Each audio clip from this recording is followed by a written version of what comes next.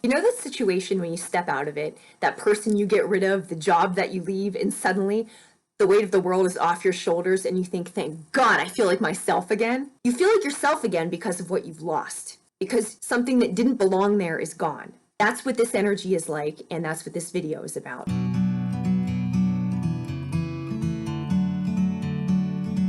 This full moon is in Ardra Nakshatra, which is in the constellation of Gemini in Vedic astrology. The energy is Rudra, storm, and Shiva, clearing energy. So this is a continuation of what we just saw in the total solar eclipse. We've been asked to look at our beliefs and look at all of the information that we're taking in and regurgitating, and what is that actually getting us? So we can fight all we want, we can think as contentiously as we want, but what is it that we're building? That was what November 30th was having us look at. November 14th, full solar eclipse, was having us look at Jeshta, having us take a higher perspective, and then Mula, looking at the roots of things. So wherever we happen to find ourselves, rather than staying the course, standing firm in wherever the hell it got us, we're looking instead at how did we get there? Why are we there? What's going on around us? Who are the people around us? Who are we surrounding ourselves with? Who is giving us a clearer picture of ourselves versus who is deluding us into believing something? Because remember, there are different ways that we can be deceived. Other people can do it intentionally, other people can misrepresent information, or we can delude ourselves. Deception comes in many different ways. But the fact is, illusion is something that is not clarity. Those are very different. So if it's not clear, it's not clear. So the ground has been kind of moving under us, and it's been this dark time where it reminds me of in Game of Thrones, the father, the Tywin Lannister. Everybody hated that man because he was so mean. He's so Capricorn because when he's making a decision for the next 3 generations. And that's what Capricorn does. So it's not anything necessarily that you like, but Capricorn needs you to get your shit together because we're making long-term decisions here. So bringing us back to the context of these moon cycles, they've been asking us to have a look around us and who we're surrounding ourselves with. What work are we doing in the world? How are we showing up each day? What are the words coming out of our mouths? What are the thought processes that we are now comfortable using? How are our friend networks? What type of personal development are we doing? How are we using our resources? How are we using ourselves as instruments of the divine? So the energy has been asking us to look clearly at things and begin to eliminate what doesn't belong on the path to our highest and best good. If we're looking to accomplish something in this life, not everything gets to stay. Now is a continuation of that with Ardra. Ardra is actually a nakshatra that is speaking for people who have been exploited. It's about directed anger. It's about directed aggression toward people who have exploited others. However you'd like to use that in your life, but consider that's the energy of right now. And so it's this clearing energy. And then in the next 2 weeks to 3 weeks, there are going to be Uranus transits, which Uranus is called the Great Awakener. And Uranus will, if anything's, Uranus will always surprise you. It's stuff that you don't ever see coming, comes out of left field, but it reconciles things that were out of alignment. It reconciles things that weren't right.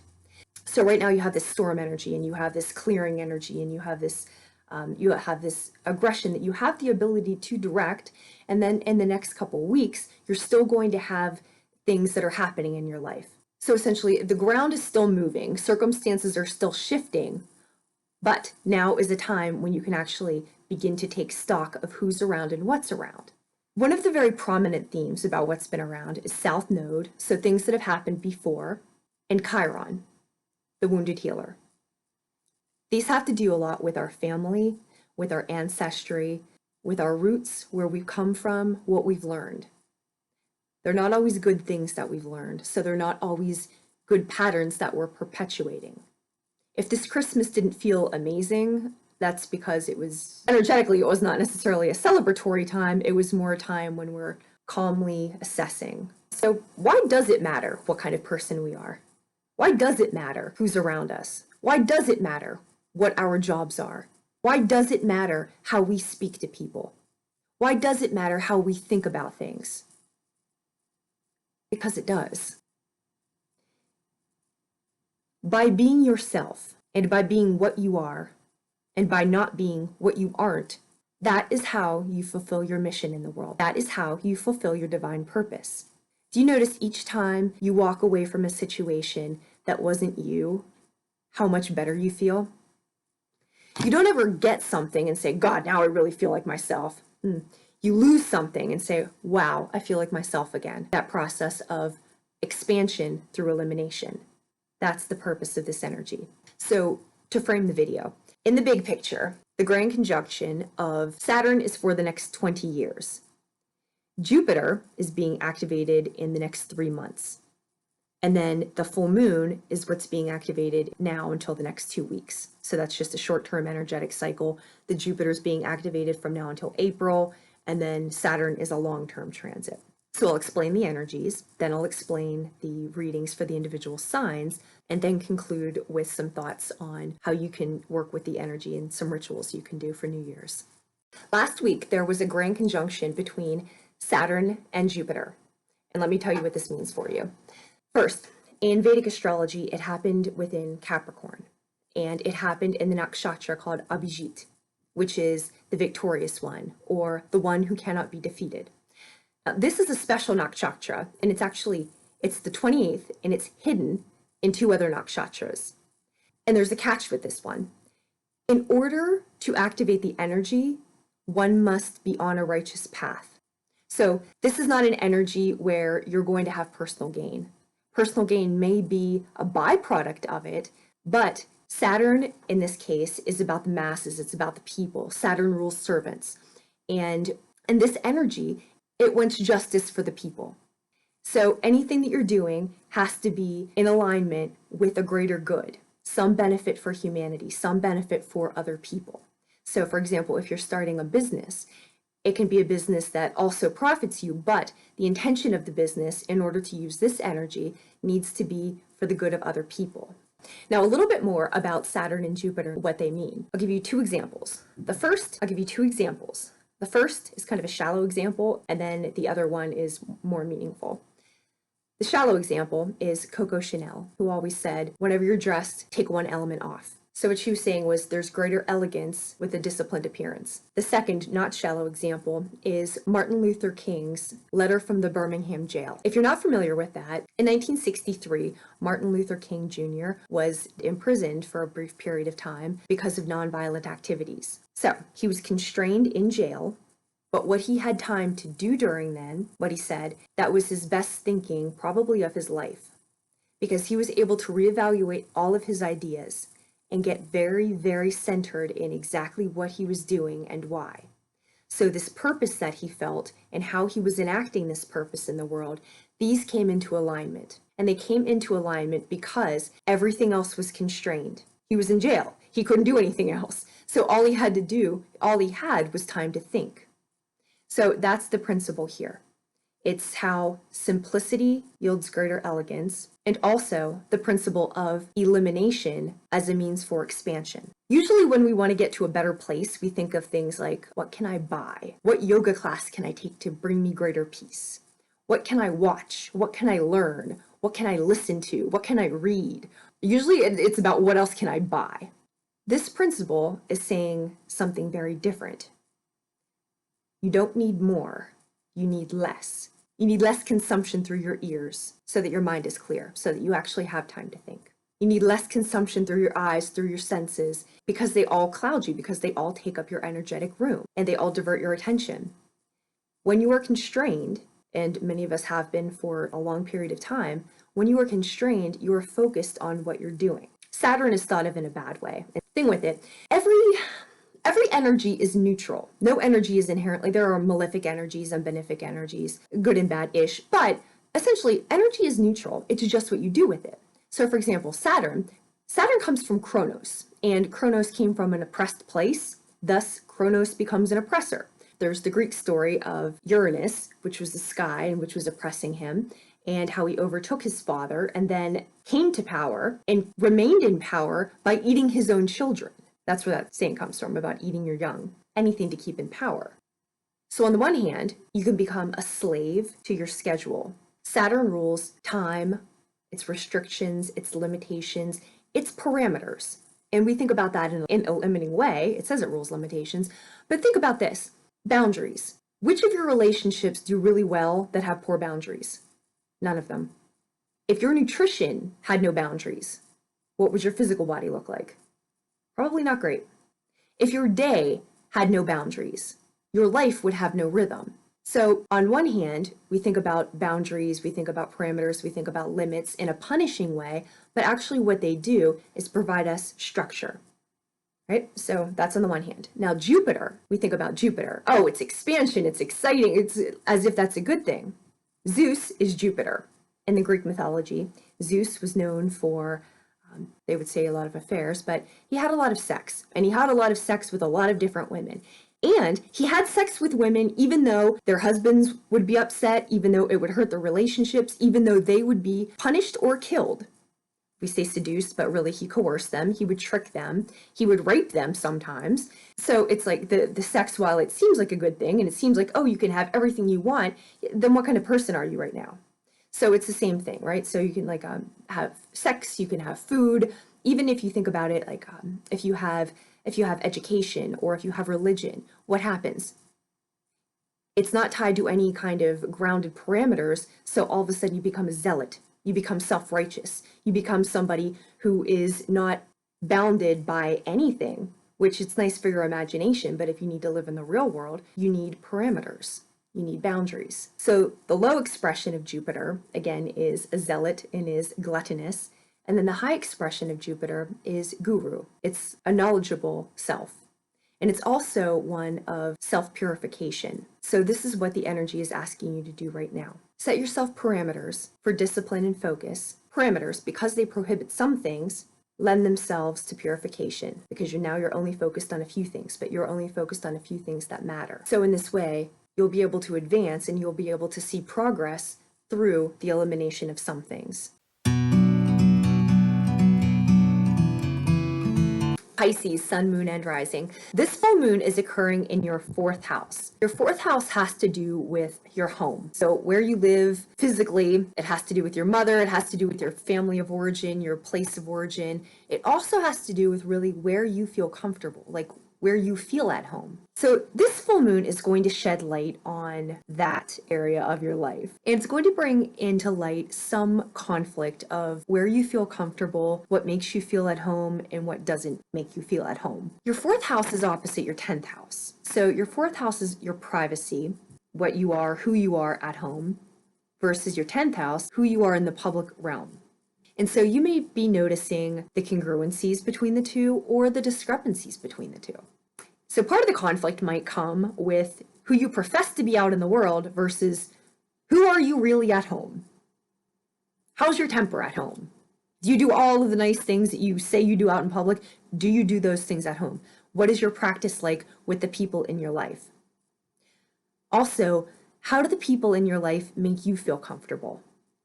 How do the people in your life support you? So your sense of belonging, your sense of home, your sense of where you should be, what recharges you. The full moon will highlight points of conflict in relation to these things. Now, Jupiter is trying to expand you in your 11th house. So what that means is, lucky you, coming for you are new friends, old friends, but different networks, maybe positions of power, but some position of influence. It also has to do, 11th house also has to do with internet. So it could be some online group or some opportunity online, but something online where you will be able to take your spiritual gifts, you'll be able to take your ability to serve others and help others into a broader space. But right now, you're needing to look at what's going on at home. So are you comfortable? Are you situated? Do you physically have space to do what you need to do? Do you need to switch homes?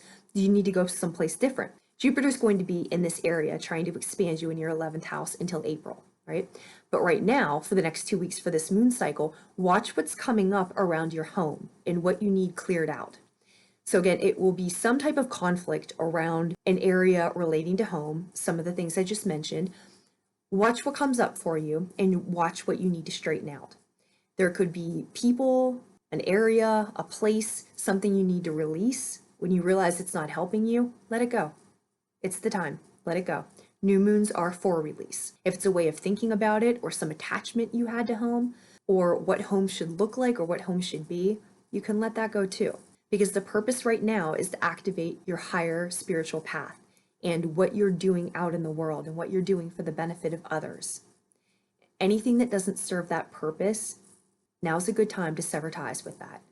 I'll just show you what I'm doing for this one. First thing is, okay, can you see this, a wand? I cast a circle. So wherever I'm sitting, I clear the space energetically, but just walk around, and wands are air energy. So I just walk around the space and just cast a circle. And what that does is physically creates this space where I will be conducting my ritual. Light a candle, of course. Fires are clearing energy, and fires also help elements change forms. Take a journal. Actually, this new year, start a journal. No matter what you're doing, go get one that you like. Go get one. I have several, but I write down my dreams. I write down what's happening. You can also check where the moon cycle is, but write down what's happening, because from now until the end of the year, remember, we're in Saturn time now, so we're constricted. Watch what happens. From now until April, we have Jupiter expanding, so Saturn's asking us to focus so that we can expand. But by the end of the year, you know, when you started your yoga practice and you weren't very good, but then you kept on with your form, after a period of time, you got much better at it. The same thing if you practice writing, you get much better at it. So it's asking us to focus and get better at something. So it will happen little by little. So for God's sake, keep a journal. And then you can see, especially with your thoughts, you can see how your thoughts advance. So again, so for this one, I will take a piece of paper. I will use a pencil because we're working with Saturn, and Saturn has an astrological correspondence to lead. So I'll use a pencil for the lead with the Saturn. Also, because I'm working with Jupiter, Jupiter's tin, I happen to keep my cards in this, so I'll keep this one around too. Moon, by the way, is silver. So if you're working with something, you can have silver around. So what I will do is a lead pencil this time, write down what my intentions are and write down what I'm doing and what I'm going to put into this effort and what I would like help with. Then I will take it outside and I will burn it. And here's why I burn it. Intentions are in your head. They're thoughts that you have. They can be energies that you have. You write them out. That takes a different form. Written form is different than thought form. If you want to put them then into the universe, into the unseen world, burn the paper. Smoke blends in with the air. It changes forms. And also the paper turns to ash, changes forms. The ash falls to the ground and is absorbed into the earth. So at both a symbolic level and a physical level, your intentions change forms, go into the universe, and go into the earth. And that's what I will do. If you're interested, I'm curious what kind of rituals you do. And also, if you find this one helpful, leave notes in the comments what happens. The next 2 weeks is also bringing up this idea of home and what feels like home, where we feel comfortable. Now that can be physically where we feel comfortable, our physical surroundings. It can be emotionally, intellectually, energetically, where we feel comfortable. What thoughts are we comfortable being around versus what thoughts are we not comfortable being around? That has to do with the type of thinking and the type of energy that's being put out.